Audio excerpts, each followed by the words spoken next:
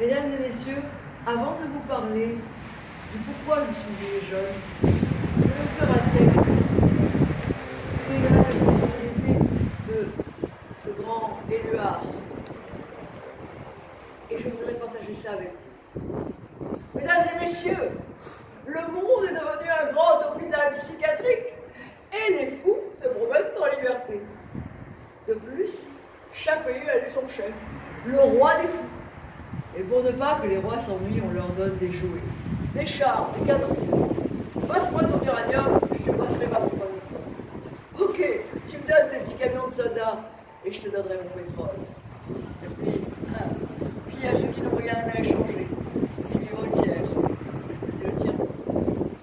Ils traînent derrière eux un petit lapin qui joue du tambour ou une brosse à dents. Et en les voyant passer, les rois des fous du monde entier leur jettent le petit noyau d'olive nucléaire. Et puis, il arrive un docteur qui veut soigner le fou. On l'appelle prix Nobel de la paix.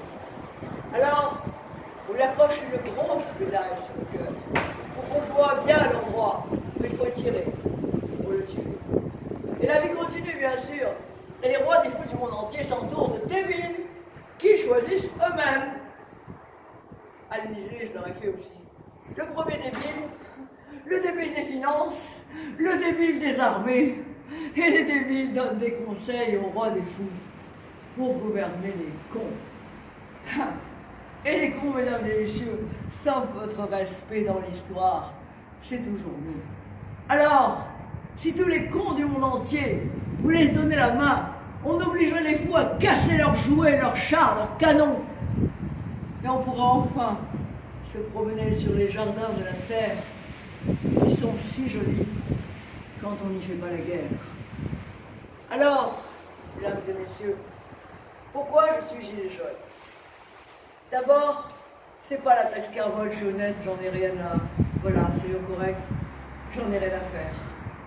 Moi, la première motivation qui m'a percuté le cœur et qui m'a fait mal, pour lequel j'ai fait cette chanson, qui m'a fait tellement de peine, c'est les personnes âgées. Les personnes âgées, ça peut être, même vous, monsieur Macron, votre maman, votre papa, votre grand-mère, votre grand-père. Et ces personnes âgées qui ont travaillé des années, qui ont même fait la guerre, et qui sont des gens qui se sont battus pour tellement de choses. Et bien, ces personnes âgées, ça m'a rendu malade, parce que je m'en occupe aussi, en dehors des sans-abri et des handicapés, je m'en occupe aussi. Et je vois que déjà à la retraite, il n'y a pas trop de place pour eux dans cette société. Il n'y a pas trop de place parce que, à partir du moment où on n'est plus dans l'activité de cette société, on n'est plus rien. Il y a beaucoup de personnes âgées qui ont en dépression à la retraite. Donc, déjà, ils sont dans une position, ils sont très malheureux. Parce qu'il n'existe plus. Je ne parle pas des nantis qui, bien sûr, vont au bridge, vont ci, vont là. Donc, c'est pas ça. Je parle des gens, tout le monde, des gens comme moi, des gens comme vous. Et ces gens-là, quand ils n'ont plus d'existence dans la société, ben, ils ne sont déjà plus rien. Alors, quand on ne réactualise pas leur retraite pendant des années, et qu'ils se retrouvent dans une situation financière tellement catastrophique, que quelque part, ben, ils n'ont même pas des fois la possibilité d'aller voir leurs enfants, ou de vivre correctement, ou même de se soigner. On se donne des fois du déficit de la sécurité sociale, s'il existe, ce déficit. Mais comme je le dis toujours, un peuple heureux, c'est la garantie d'un pays en bonne santé. Donc, si, mesdames et messieurs, on réalise simplement logiquement qu'un pays en bonne santé, c'est d'être heureux pour un peuple, et qu'un gouvernement devrait vouloir qu'il soit heureux, comment ne pas réactualiser des retraites de personnes âgées qui sont nos anciens et qui en ont tellement fait? Et là, ce qui m'a révolté, c'est, sans parler de Macron, même les gouvernements, c'est toujours comme ça. C'est simplement de baisser des retraites à des personnes âgées qui déjà n'ont pas de retraite réactualisée. Mais comment on peut s'attaquer à des gens aussi innocents? C'est pire que des enfants, les personnes âgées. C'est des enfants, mais dont on ne réalise pas que c'est des enfants parce que, bien sûr, ils n'ont plus de place dans la société, donc peu importe. Voilà, c'est pour ça que là, je le brandis fièrement, ce gilet jaune, parce que justement, ça a été ça la première motivation qui m'a donné envie de faire partie de ce mouvement. Quand on a attaqué dans l'amour, dans la paix, dans la joie, pour pouvoir montrer que c'est un soulèvement d'un peuple tout entier qui est uni dans une même cause, quelle plus belle chose! On dansait dans la rue, on jouait, on riait, on était unis, on faisait des barbecues, tout ça pour se montrer qu'on en avait marre. On en a marre de payer, on en a marre d'être taxé à des pays les plus taxés du monde. Quoi qu'on fasse, on est taxé. Alors on dit on n'a pas d'argent. Ok, on n'a pas d'argent. Seulement on donne 24 milliards d'euros à la communauté européenne. Pourquoi les 4 milliards qu'on demande pour la taxe carbone, eh bien on ne les aurait pas donnés de façon à ne pas avoir besoin d'égorger le peuple? Ben oui, c'est ça que je ne comprends pas. Expliquez-moi. Expliquez-moi. Pourquoi on n'a pas pris au moins 4 milliards d'euros et il n'y aurait même pas eu de gilet jaune? Alors, c'est vrai que ça me fait beaucoup de peine. Parce qu'il y a eu un engouement extraordinaire pendant je ne sais combien de semaines, de mois, où moi-même, avec 300 gilets jaunes derrière, j'ai œuvré pour essayer de passer des messages dans une totale pacificité, avec la police qui nous escortait de façon extraordinaire. Vous pouvez le voir sur mon YouTube, je m'appelle Jonathan Fly, Jonathan avec un E, espace Fly, parce que justement, je veux m'envoler vers un homme nouveau. Et pourquoi, à ce moment-là, on n'a pas compris que le peuple avait besoin d'être écouté? Comment on a pu partir du peuple? Et dès les premiers moments, on l'a appelé la lèpre populaire. La lèpre populaire, tout ça parce que ceux qui vous ont élu, en vérité, on est votre patron, monsieur Macron, puisque quelque part, ben, on a simplement voté pour vous, vous ne seriez pas là. Donc quelque part, vous travaillez normalement pour nous. Alors pourquoi ne pas nous écouter? Pourquoi ne pas comprendre qu'on en a marre d'être taxés? Que les riches, bon ben, vous voulez pas d'impôt sur la grosse fortune, mais les riches sont de plus en plus riches, les pauvres de plus en plus pauvres. Alors oui, il faut prendre l'argent. Ben, c'est une logique qui est presque dans la loi de cause à effet, dans l'effet papillon. Réfléchissez un peu. Je sais que les énarques, bien sûr, n'ont pas été formés pour pouvoir penser à l'humain. Pour moi, je pense que c'est des comptables de pays, des comptables qui travaillent pour un pays. Mais les comptables, ils ne connaissent pas l'aspect humain. Ils ne sont pas allés dans la rue. Quand ils voient un clochard, comme moi, je m'occupe de ces SDF, donc je n'appelle pas SDF, j'appelle ASA. Sans domicile fixe, c'est tellement hypocrite. Il n'y a pas de domicile du tout. Donc, comment on peut faire des ronds-points à 2 millions d'euros alors qu'à côté, il y a des gens qui dorment dans la rue? Et des gens, même qui travaillent, qui sont dans des voitures, demandez au SAMU social, je travaille avec eux. Des gens qui travaillent, comme vous et moi, et qui se retrouvent dans leur voiture parce qu'ils ne peuvent pas avoir de logement. Donc, comment tant de choses peuvent être faites dans une sorte d'inempathie totale de l'être humain? Comment, avec tant de pouvoir que vous avez dans les mains, M. Macron, n'importe quel gouvernement ou n'importe qui dans le monde, comment, avec tant de pouvoir, on peut faire aussi peu de choses en laissant aller des choses et en plus en discréditant permanent? Ça a été bien œuvré. Moi, j'ai des amis, je reçois des postes du monde entier. Et j'ai beaucoup de jeunes. Longtemps qui a mobilisé 3000 jeunes, qui a été d'ailleurs reçu par BFM TV, par FR3, par tout ça. Il a mobilisé tout un lycée de 3000 élèves à Cannes. Et il a même été reçu par le maire. Et ils ont la foi, ils ont la compréhension de ce monde qui va bien au-delà d'un monde qui n'est pas celui qu'on veut comme ça. Déjà, comment prendre exemple vers un gouvernement où il n'y a pas une semaine ou un mois où il n'y en a pas un qui est en examen? Bon, c'est pas obligatoirement un exemple, la patrie, elle perd un petit peu de ça. Superbe. Donc il n'y a plus de repères. Moi, je ne parle pas avec colère, je ne parle pas avec haine, je parle avec amour. Je voudrais que vous compreniez qu'il n'y a pas la vie, c'est pas ça. Quand vous allez vous retourner derrière vous et que vous allez voir ce que vous avez semé dans votre vie à vous, et que vous allez vous retrouver devant la mort, qu'est-ce que vous aurez donné de votre vie, à part gagner de l'argent, ou gagner du pouvoir, ou gagner des voix? C'est ça la vie? Non, je ne pense pas. La vie, c'est ce que vous avez donné dans votre cœur, dans votre amour, dans votre empathie vis-à-vis des autres. Or, malheureusement, on n'apprend pas l'empathie ni à l'école, malheureusement, ni on l'apprend à l'ENA. Je ne pense pas qu'à l'ENA, on apprend l'empathie. Donc, je peux comprendre. J'ai un ami, quelqu'un de très très proche qui est fils de riche et qui me dit, mais tu as besoin d'un plombier, ben, va aller chercher le plombier. Mais oui, mais quand on n'a pas d'argent, 80 € de plombier, on ne peut pas les mettre. Donc, il y a une grâce quand même que Dieu nous a donnée, c'est que quelque part, les gens qui n'ont pas d'argent, c'est les gens qui sont capables de faire le plus de choses au monde, et même ceux qui n'ont pas de diplôme aussi. Parce que quand on n'a pas ça, ben, qu'est-ce qu'on fait? On se débrouille. Et on apprend tout et on sait tout faire. Et ça, c'est extraordinairement. Lâcher un mec du gouvernement dans la nature, vous allez voir qu'est-ce qu'il va pouvoir faire de sa vie. Je veux rien dire, mais alors là, on pourrait faire l'expérience. D'ailleurs, il y a une ministre ou une députée, je ne sais pas, qui a fait descendre dans la rue des gens pour voir les gens dans la rue, qu'est-ce qu'ils faisaient. Et c'était marrant parce que là, il y a quand même un blême, parce qu'on se rend compte que dans la rue, il n'y a pas que des gens qui sont négatifs, des gens qui sont cisés, il y a tout simplement des êtres humains qui souffrent. Et ça, c'est pas possible qu'à l'heure actuelle, dans le temps d'aujourd'hui, on puisse laisser des gens dans la rue. Ça, c'est un combat que j'ai depuis l'âge de 4 ans. Ça, c'est vrai que c'est quelque chose qui me touche. Et ça correspond aussi à tout ce qu'il y a, de tout ce que les Gilets jaunes demandent. On demande simplement quoi? On demande d'arrêter d'être taxés comme des malades. On est taxés sur tout, sur tout, sur tout. On est taxés sur tout. On peut pas aller un pied devant l'autre.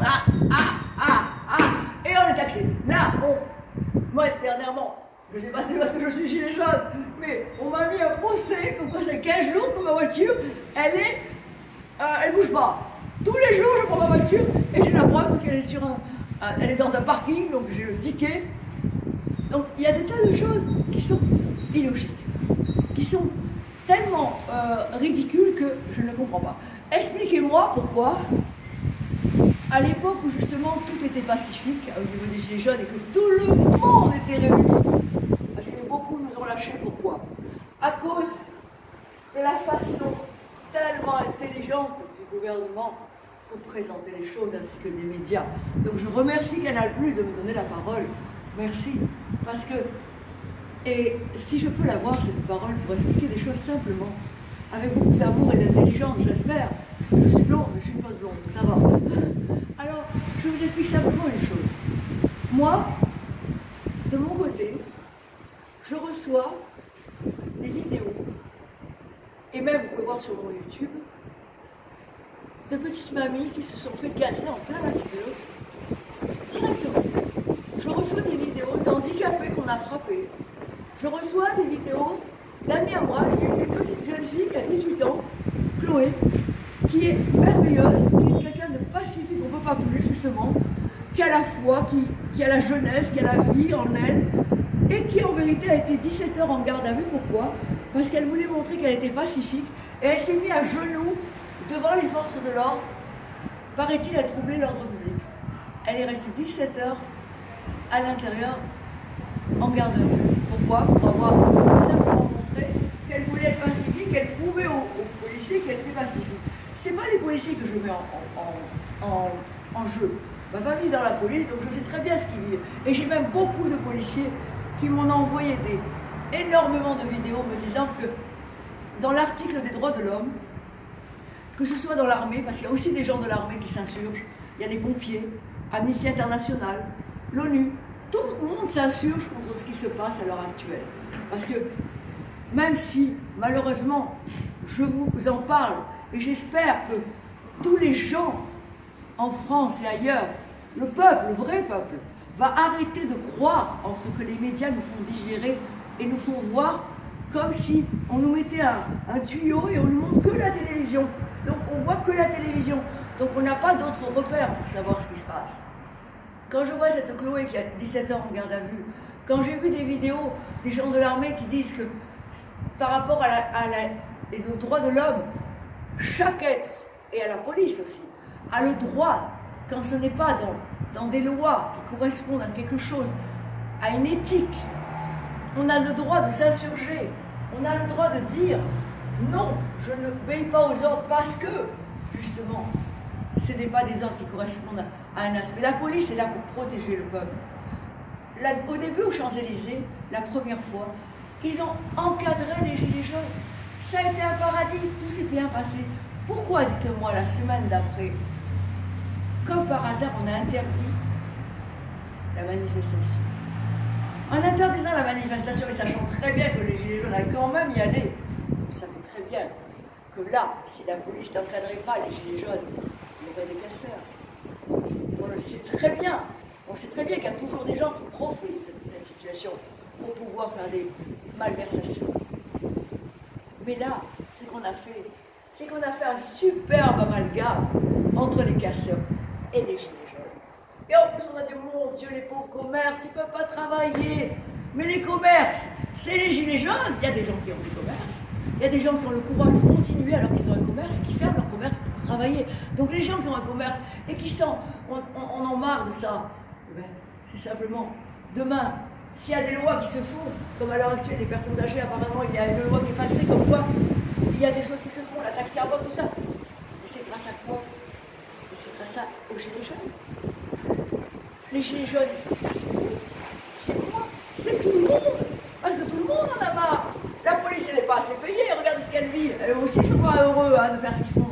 Donc c'est les ordres d'en haut, comme toujours. C'est pas eux-mêmes qui s'amusent à castagner. Bon, il y en a peut-être des cow-boys aussi, on sait, il y a partout, hein, même dans les gilets jaunes, il y a peut-être aussi des cow-boys. Mais, honnêtement, quand je vois des handicapés qui ont été frappés, quand je vois une vidéo d'une petite jeune fille qui est dans sa voiture en train de hurler, regardez ce qui se passe, et on voit au fond une femme par terre avec trois, en train de le frapper à terre, une femme, tout ça je les ai, ces vidéos, j'en ai des centaines. On voit des gens qui ont perdu les yeux, le flashball plein la figure, alors qu'ils n'avaient absolument rien. Et beaucoup de personnes âgées ont été frappées, beaucoup, parce qu'ils ont eu le courage, parce qu'ils ont fait la guerre, et parce que ça les a touchés. Moi j'ai un monsieur à Nice, il est sur mon YouTube, je l'ai interviewé, il s'appelle Patrick, le pauvre. Depuis qu'il a organisé des tas de manifestations à Nice, eh ben, il est harcelé, et il n'ose même plus sortir, et il continue le combat. Parce que ça, c'est du courage. Le courage, c'est pas de ne pas avoir peur, ça c'est de la conscience.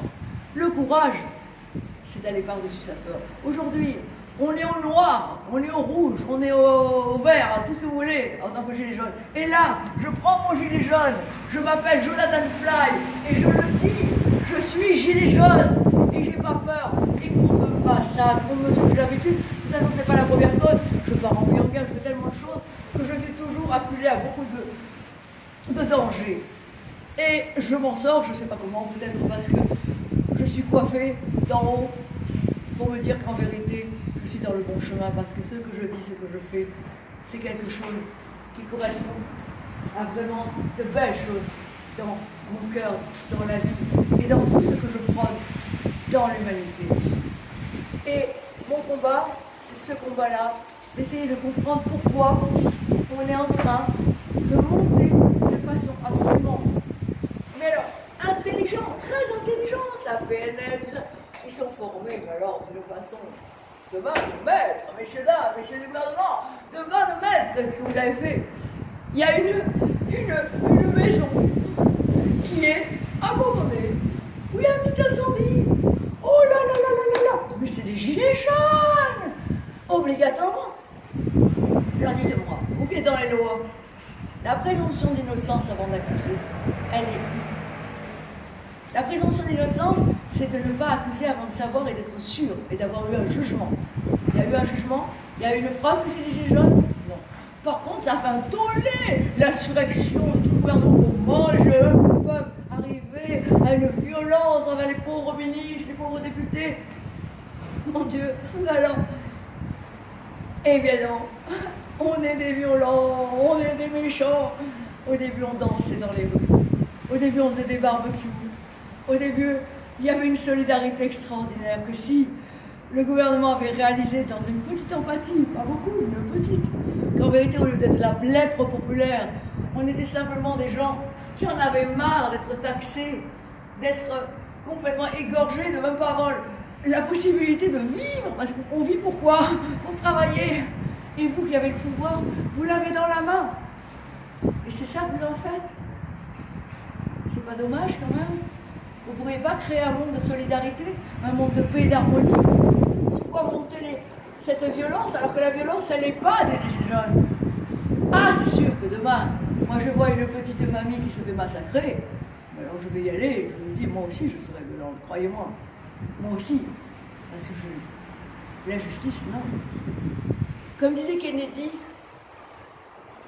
à force d'opprimer un peuple pacifique, on en fait un peuple violent. C'est sûr qu'à la fin, à force de coller une image aussi bien faite sur les gilets jaunes en parlant de violence, alors qu'en vérité cette violence, elle n'a aucune crédibilité.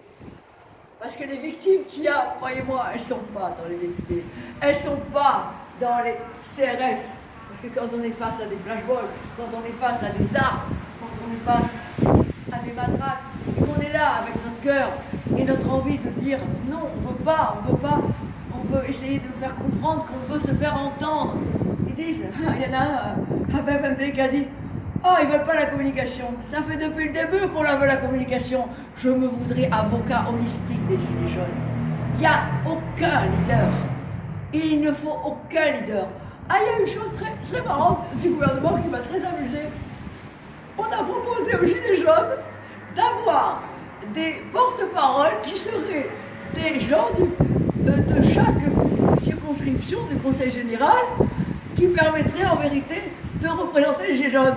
Donc en vérité, les Gilets jaunes seraient représentés par le gouvernement. Alors ça c'est main de maître, bravo. Là, je ne sais pas si les gens ont vu ça, mais alors là c'est du gâteau là, au niveau de proposer ça. Non, effectivement, il n'y a pas de parti politique, il n'y a pas, parce que c'est tout le monde. C'est les paysans qui en ont ras-le-bol, qu'en vérité, avec tout ce qui est comme intérêt financier, eh ben, ils n'arrivent même plus à vendre leurs légumes ou leurs animaux. Il y a de toutes parts des gens, je ne parle pas des retraités, je vais déjà parler, je parle des jeunes, ils en ont marre, il n'y a plus de repères. Un gouvernement qui est tout le temps en examen. C'est quoi les repères pour les jeunes? Vous croyez qu'ils vont croire en un gouvernement comme ça? Oh bah alors, croyez-moi, ils sont derrière moi. Je sais très bien que là, on ne peut pas croire ça. Ils ne sont pas cons, il faut être honnête, ils sont 1000 ans en avance sur tout le monde. Donc, à partir du moment où on voit tout ça, même l'Amnesty internationale, même l'ONU, tout le monde demande justement les droits de l'homme. Comment on peut interdire de manifester? Quelle est la différence entre une dictature et un pays démocratique? Normalement, c'est de pouvoir avoir le droit à la parole. Eh bien, on n'a pas le droit. Alors ça, la France qui n'a pas le droit à la parole, ça, franchement, où est la France? On est loin de la France qui était la France. C'est d'ailleurs pour ça que moi j'ai fait ma carrière loin de la France, parce qu'elle n'a plus rien de ce que j'aimais de la France.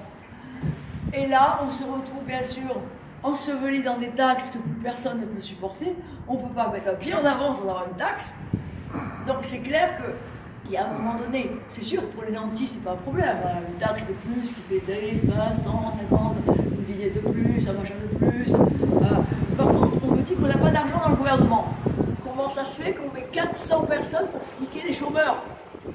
On va fliquer des gens qui sont déjà dans la détresse. Les chômeurs déjà, quand on est chômeur, on est malheureux. On est malheureux parce qu'on a perdu son emploi, on a peut-être perdu même sa dignité, et on a même du mal à retrouver un travail.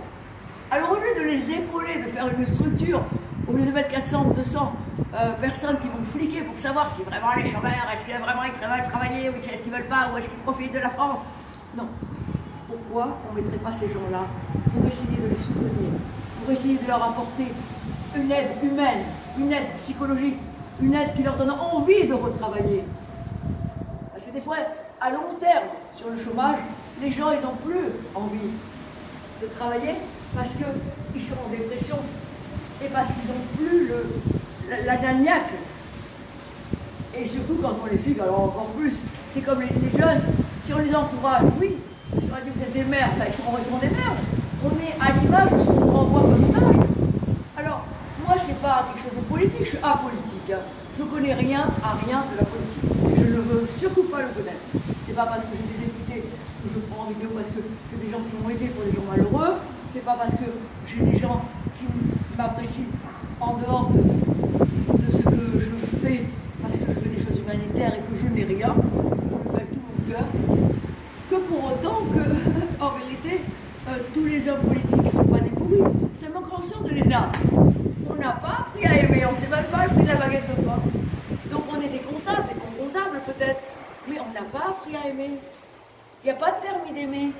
Il y a des permis pour aller sur la route, il y a des permis pour aller sur des bateaux, mais le permis d'aimer, vous ne croyez pas que ce serait sympa de pouvoir avoir dans des écoles, dans des lycées, la possibilité de dire à des jeunes, voilà, le respect c'est ça, apprendre certaines valeurs de la vie, c'est pas plus important de donner à l'essence de notre jeunesse la possibilité d'avoir des valeurs qui nous permettent de comprendre pourquoi les choses sont comme ça et de pouvoir aller dans un chemin bien plus profond, bien plus humain que ce chemin qui représente simplement l'appât du gain. Alors évidemment, avec un exemple de ce type, comment pouvoir croire? Il y a l'injustice. On est en train de monter à travers les médias tout ce qu'il peut imaginer, tout ce qui était gilets jaunes, tout ce qu'on était, toute cette foule, eh bien, elles s'amenuisent. Pourquoi? Revenez les gilets jaunes d'hier, s'il vous plaît. Revenez. Pourquoi? Parce que vous êtes manipulés par des gens qui vous montrent qu'en vérité, dans une petite maison, il y a eu un incendie parce que c'est sûrement les gilets jaunes. Oh, la violence! Moi, je vais vous envoyer des choses, vous allez voir la violence que c'est vraiment. Et c'est pas des gilets jaunes, c'est bien, croyez-moi. Alors, il y a une chose qui est importante à dire, c'est que il y a même à un moment donné sur BFM TV un philosophe qui était en train de parler, en train de dire justement pourquoi on parlait de la violence des gilets jaunes. Il y a eu une synchronicité de vie qui m'a amusée d'une façon extraordinaire. Au moment où il parlait de la violence des gilets jaunes, malheureusement ils avaient laissé courir une vidéo derrière où il y avait un vieux monsieur qui était complètement tiraillé, bousculé par 3 CRS. Bon, croyez-moi que là, il a dit, c'est quoi derrière ce qui se passe instantanément, ils ont enlevé l'image, évidemment. Mais pourquoi on ne montre pas tout? Pourquoi on ne montre pas? Peut-être, il y a des choses, et bien sûr les casseurs, ils existent, c'est vrai. Mais pourquoi on ne montre pas la violence qui se passe sur les gilets jaunes? Allez voir cette petite mamie qui parle à Nice et qui me raconte qu'en vérité combien elle a été gazée, elle n'a rien fait, elle est arrivée sur la ville, le fait qu'il a foutu le gaz dans la figure. Allez voir cette petite mamie sur mon YouTube, vous allez voir, elle a la tête qu'elle a, elle est toute mignonne, elle est toute gentille. Pourquoi on fait ça? Et après, étonnez-vous, la violence c'est la violence. Et c'est exactement ce qui intéresse, justement. Parce que ça dérange qu'il y ait tant de mobilisation. Cette mobilisation, c'est notre cœur, c'est notre âme. C'est le peuple français. Moi, j'étais fière du peuple français. C'est pour ça que j'ai fait cette chanson Révolution. Ah, c'est pas fini. Pourquoi? Parce que quelque part, c'est un peuple entier qui s'assure. Mais 68, s'il n'y avait pas eu mai 68, même vous et les gouvernements, vous ne seriez pas là à l'heure actuelle. Alors, pourquoi arrêter de dire des choses sans montrer les tenants et les aboutissants et sans montrer les deux côtés? Au moins, dans un jugement, il y a un avocat, un juge, il y a partie civile, il y a la possibilité de parler d'un côté et de l'autre. Il n'y a pas la possibilité là. On ne peut pas se défendre, on n'a pas de médias. Alors merci Canal+, merci Cyril Hanouna, si vraiment vous me passez là, dans votre émission, si vous me laissez parler, si vous me laissez dire ce que je ressens, si vous me laissez demander un face-à-face avec Macron, avec n'importe qui. Je peux être en face-à-face avec n'importe qui. Parce que moi, c'est pas la politique que je veux parler. C'est pas les gilets jaunes, c'est pas mon premier combat. Je ne suis pas rempli en guerre. Des choses qu'on ne voit pas, mais qui existent, croyez-moi, et qui me permettent de me sentir bien dans mon cœur. Et ça, c'est la plus belle chose au monde quand on est bien avec sa conscience. Parce qu'on regarde en arrière. Moi, demain, je peux mourir, même mourir parce que justement, je me montre à nu, en donnant mon nom, On a même mon numéro de téléphone sur le web. Donc, bien sûr, je suis comme dans Roi des Fous, la personne qu'on peut tirer pour le tuer, allez-y, ça m'est arrivé déjà, c'est pas grave. Mais ce qui compte, c'est de pouvoir faire quelque chose de bien, de mettre sa pierre à l'édifice. Ça, vous l'avez oublié, messieurs. Et ça, cette pierre-là, c'est une pierre qui fait l'édifice. Et l'édifice, c'est la France. L'édifice, c'est votre peuple. Et c'est pas la lèpre populaire. C'est un peuple qui en a marre. Un peuple qui a de la peine. Un peuple qui n'est pas écouté, pas respecté, pas compris. Et quand on met une moquette à 300 000 €, quelques jours après, à l'Élysée, alors qu'en vérité, le peuple est en train de s'insurger, et qu'on a l'impression qu'en vérité, les gens sont considérés comme de la merde, excusez-moi d'être un petit peu cru. Croyez-moi que ça fait vraiment de la peine au peuple français. Et le peuple français, c'est les Gilets jaunes. Alors tous ceux qui nous ont abandonnés, tous ceux qui croient en vérité aux médias, où on pense que les Gilets jaunes sont des gens violents, je vous en prie, retournez et revenez avec nous. On est en train de monter des tours Eiffel de 35 mètres. On est en train de faire des arcs de triomphe et bientôt d'autres choses encore, simplement pour se manifester pacifiquement. Vous croyez que c'est normal qu'une gamine de 18 ans, elle vient de faire 18 ans, Chloé, c'est l'amie d'une handicapée dont je m'occupe, qui est merveilleuse, elle n'a rien de négatif, elle passe 17 heures. Moi j'ai des amis qui sont encore en prison et qui ne sont toujours pas sortis. Pourquoi? On ne sait pas. Ils n'ont rien fait. Alors bon, je voudrais comprendre. Alors, expliquez-moi pourquoi le monde est devenu comme ça.